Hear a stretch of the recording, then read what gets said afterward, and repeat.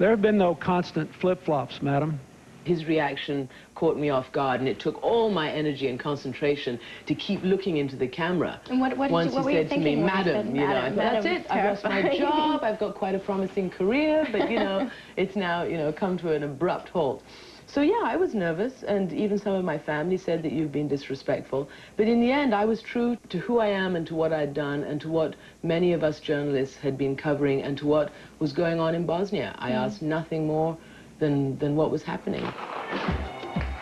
When they called us computer bombardiers, laptop bombardiers, you know, that we, the journalists, were trying to encourage intervention, they said it could never be done. And of course it was. September 1995, in 2 weeks, the Allies stopped the war. We were right.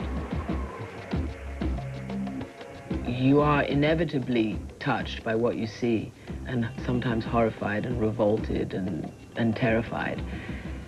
But you have to know how to deal with it. And the way I deal with it is not to shut down and to fall apart, but to put that energy of horror into telling the story. And that's the only thing I can do. This monument commemorates the soldiers who died during World War II. On this day, journalists who've died covering this war are remembered.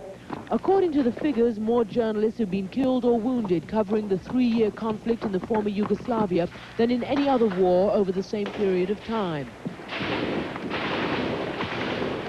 As much as I talk about the bright side and the optimistic side, I can't help but feel moved for you. And I know that you probably sit here and you think, what is the reason? Why did these people do it? Why did my brother have to die?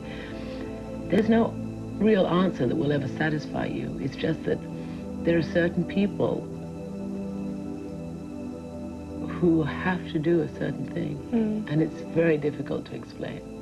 And you just have to believe that he did what he did because he believed in it, and there was no stopping him. And, you know, people think we're mad, and there's no explaining to those who don't want to understand. But he did an important thing. Thank you.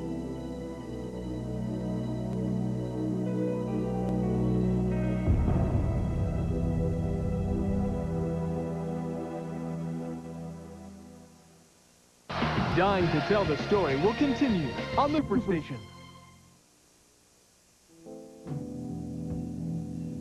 After my first trip to Somalia, the terror of being surrounded by violence and the horrors of the famine threw me into a dark depression. Even journalists who had covered many conflicts were moved to tears, but for me, this was my first experience with war.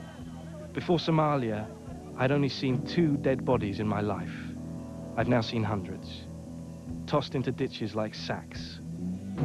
The worst things I could not photograph.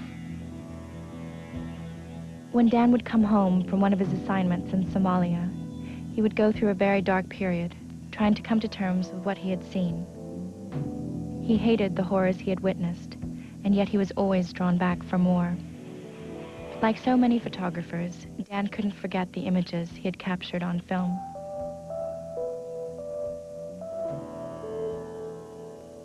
Don McCullen is one of the greatest war photographers of all time. But to this day, he carries physical and emotional scars that he says will never heal. In my photographs, I get so close that you can almost embrace the stench of death. You could almost be drenched by the tears of some of the victims.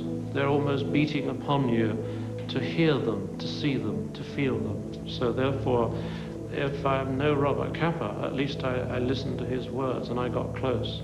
I got so close that I hope that people, when they look at my photographs, they feel there, that they're there.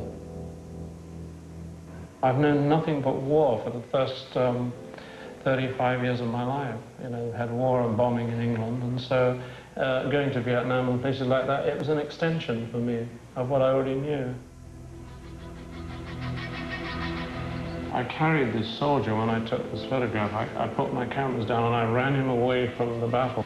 He's just been hit by a sniper. These 3 pictures are all the same moment where the sniper was just killing one soldier after another, and I was lying there and I was literally eating the earth because I was afraid to put my head up because I was just watching men die. I try to show things as hard as they are, as real as they are.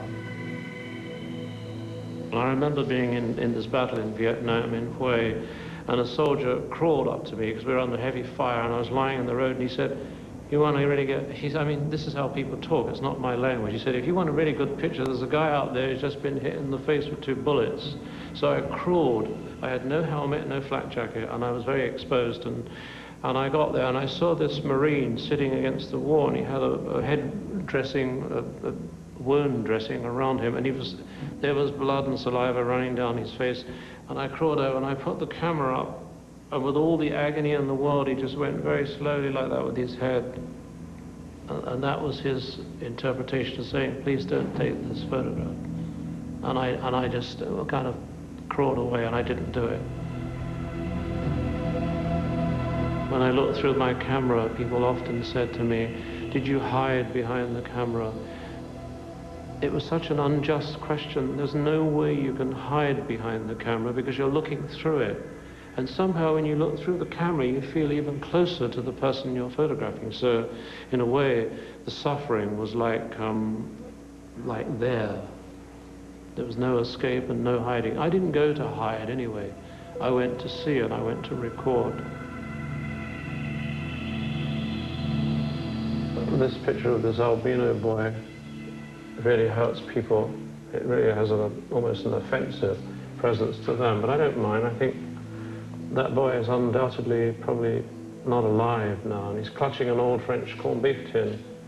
And I went into the camp and I saw 800 children in that condition, and I was absolutely kind of wiped out. I thought, how am I going to get through this? I tried not to look at that boy because he kept focusing on me, and then I thought, right, let's get away from this boy because I can't handle this. It was too much for me. So I was standing looking at some other children, and suddenly somebody touched my hand. I kind of looked down, and there was that boy touching my hand, and I thought, my God, how am I going to get out of this? So I gave him a barley sugar. I had a sweet, and I gave it to him, and he went away, and he stood in the distance licking the sweet and watching me. And every time I print that picture, that boy almost talks to me in the developing tank.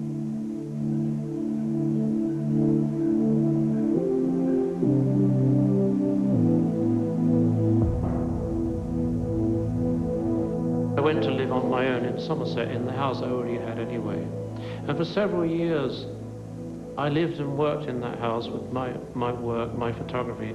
But then it dawned on me that I slept down one end of the house and my office was down the other end of the house where all the negatives and the pictures of the dead and the dying and the wars.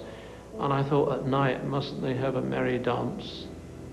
Mustn't they come out of their filing cabinets and greet each other in the most ghoulish kind of atmosphere?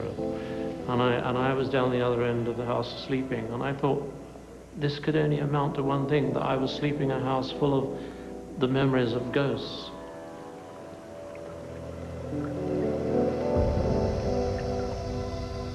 And sometimes these photographs are so painful to people that they think I'm some kind of monster.